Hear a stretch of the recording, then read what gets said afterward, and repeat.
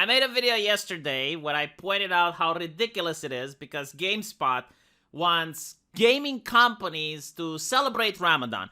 It's kind of like if you're playing World of Warcraft, they would have like a Ramadan celebration in it, if that makes sense. Or if you're playing League of Legends, they would have like a Ramadan event. And my point was that you haven't consulted any actual Muslims when you did this, did you? Because video games are haram. That was my point.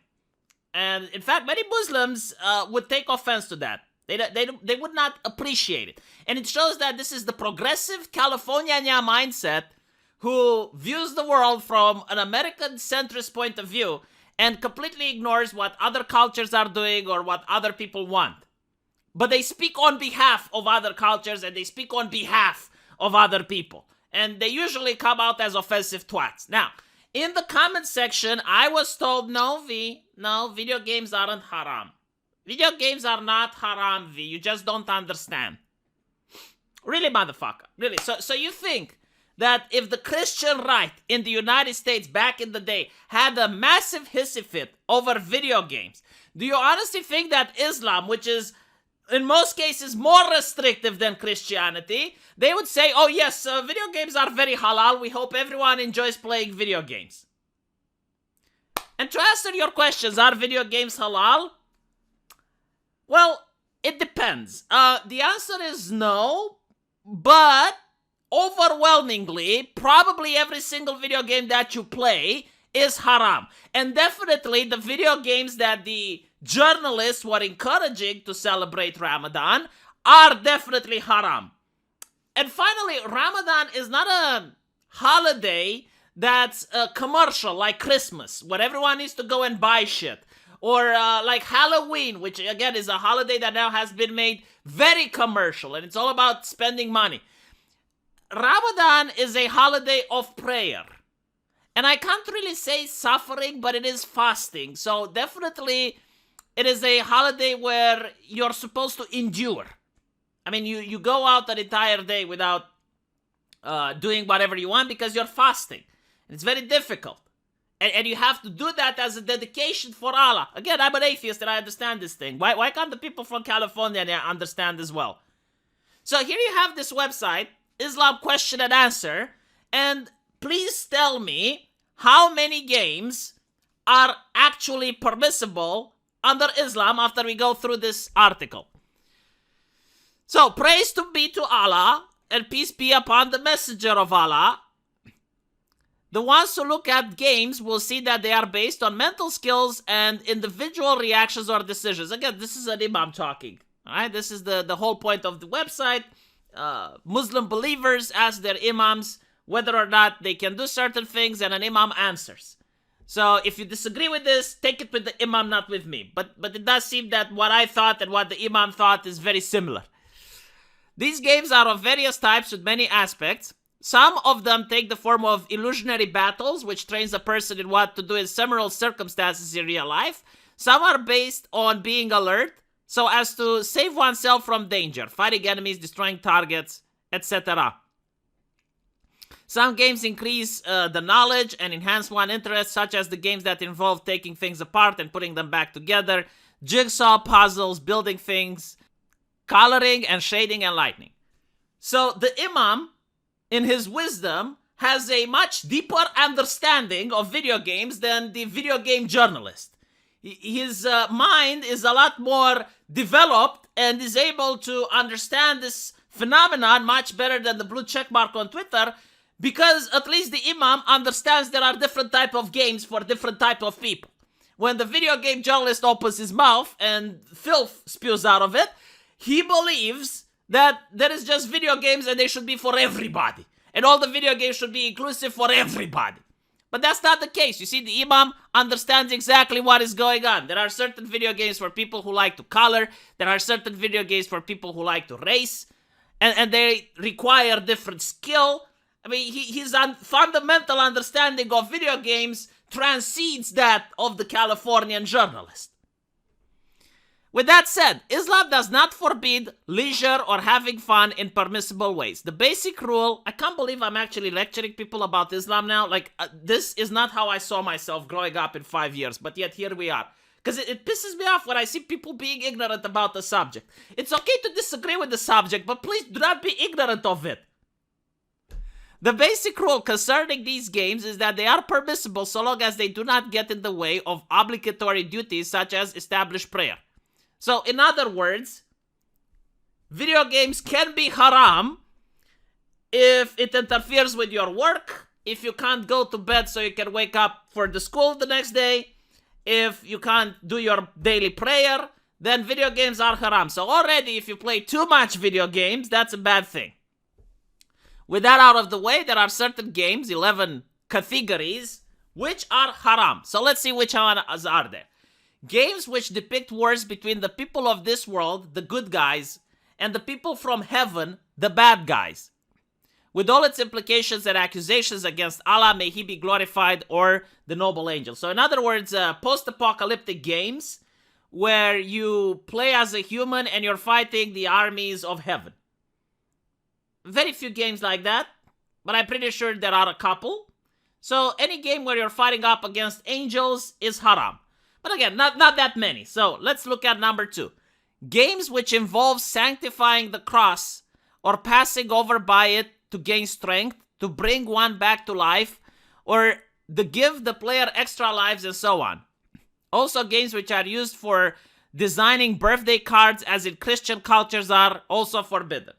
So games that glorify the heathen religion of Christianity, they're not okay. Again, not that many games. I think there are a couple of Bible-like games that you can play which glorify the cross. But up till now, almost the overwhelming majority of games are fine. Let's go to number 3.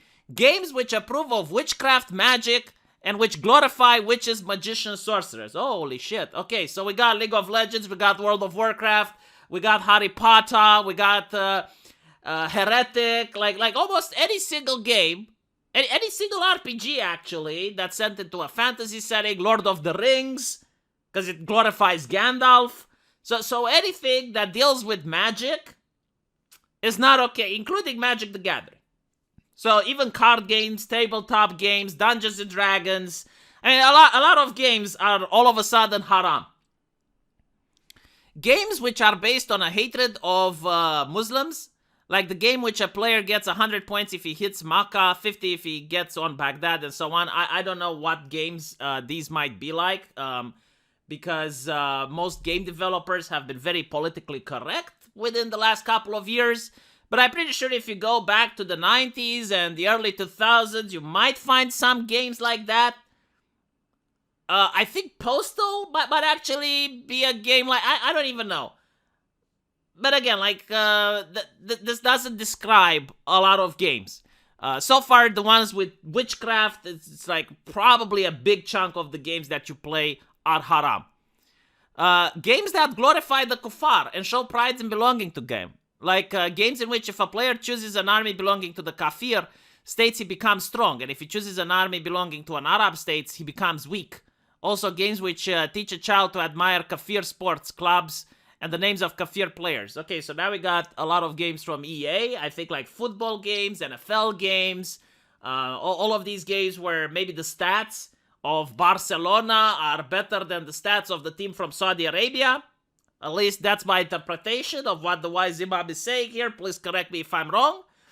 But yeah, like anything that glorifies the kafir. So probably even Call of Duty. Like some Call of Duties, not all of them. But like the ones where, USA strong and you're fighting against people in the Middle East, definitely not okay. Splinter Cell. Games based on ideas of gambling. So this includes casino games. Any type of game which involves gambling, by the way, can also be like fictional gambling. Like if you have certain points that you have in the game and you can gamble those, that's also bad.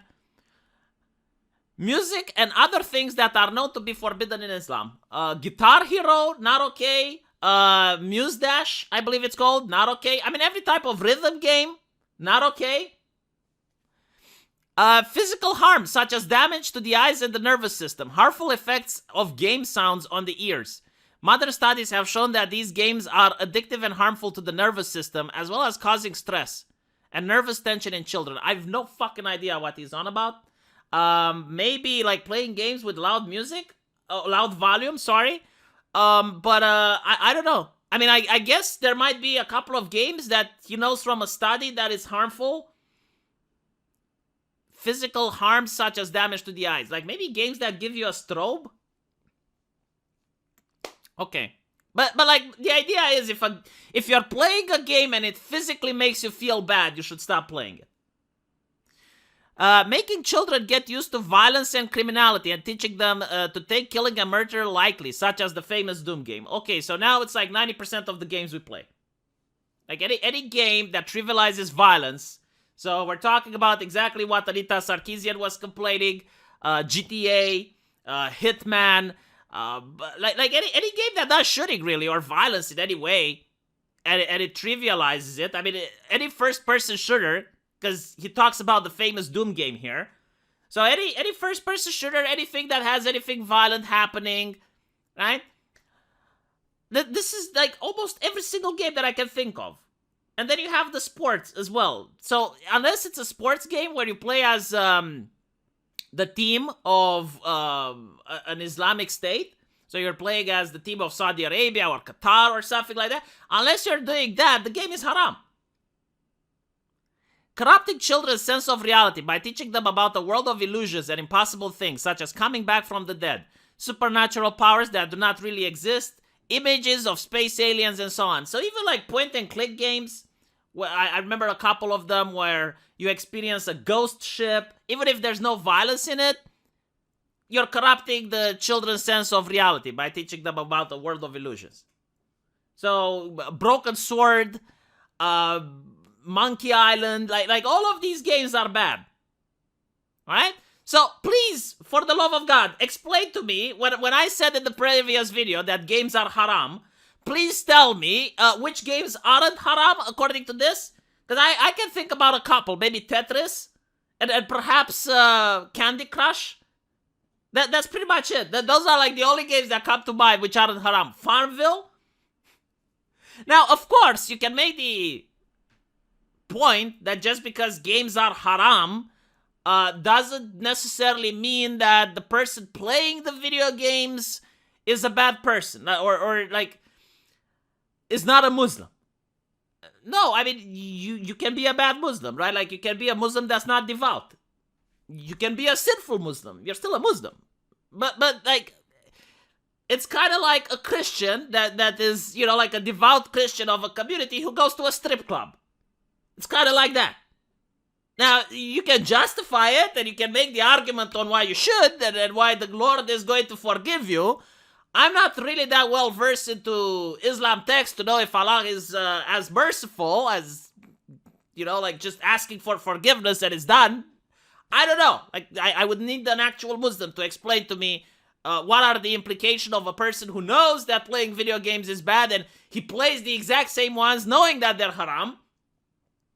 I mean, is it like, I guess it's probably like drinking out. No, probably not like drinking out. Probably like smoking, right? Because smoking does bad for your health. Smoking is haram. And if someone knows that smoking is haram and smokes anyway, I suppose it's kind of like that. But with that said, with that out of the way, all right?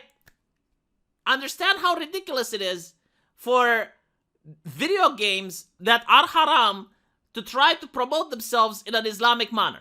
How offensive that is to Muslims. It's exactly like a strip club, which is a den of sin, would promote itself as a Christian organization or an organization that likes Christians, right? Or imagine, I guess, a casino, which is a house of gambling, to promote itself as celebrating Christianity. Like, that would offend actual Christians, like legit Christians, people who are 100% Christian would be offended if they saw a casino have like the cross in front of it to be more inclusive towards Christians. That would be an abomination. They would actively be upset.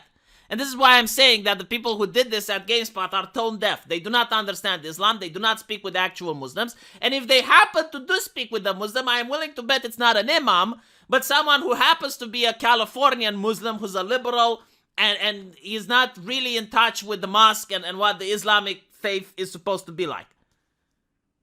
But hopefully this video managed to correct a couple of things. So the answer is, okay, games aren't haram. It's just that 99.9% of them happen to be. And when we talk about games being haram, I don't think we talked about Tetris. Let me know what you guys think, and I'll see you in the comment section. Take care. Well, actually, you know what? Even Tetris might actually distort the sense of reality for children, if I'm thinking about it, because the lines suddenly disappear. So, again, is it? I don't know. But they do seem to be very problematic, these video games.